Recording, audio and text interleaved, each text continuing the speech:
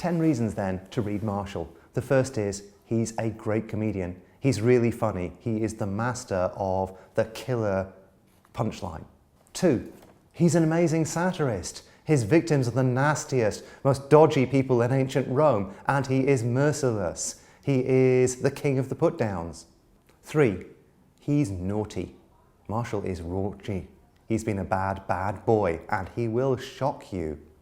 You will laugh. You will gasp. 4, he's really mean to people, but they've all been dead 2,000 years, or else maybe they never existed, so it's okay to laugh at it. He's awful. It's very funny. 5, Martial is inconsistent and self-important and opinionated and partial and always out for what he can get.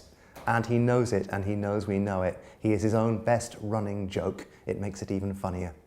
6, occasionally, out of the blue, he is sad and tender enough that you will cry.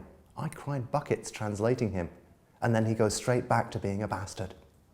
7, he took an ancient literary form that the Romans before him had largely ignored, a Greek literary form of tiny poetry, and turned it into something new and strange and big. He took a poetic genre based around the smallest of poems, scaled it up, made it complicated, made it a project to rival Rome's own great epic, the Aeneid. The ambition, the lunacy of the project is incredible. 8, Martial is the first and greatest poet of the big, bad city.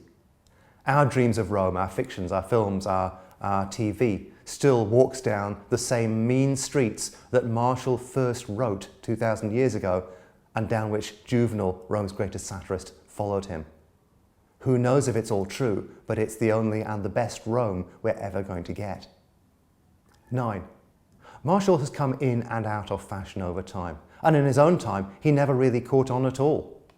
But despite this, he's come back in the Renaissance and shaped our culture's idea of what epigram means. When we say epigram, really we mean epigram after the style of Martial, or at least after the style of the bits of Martial we'll admit to having read.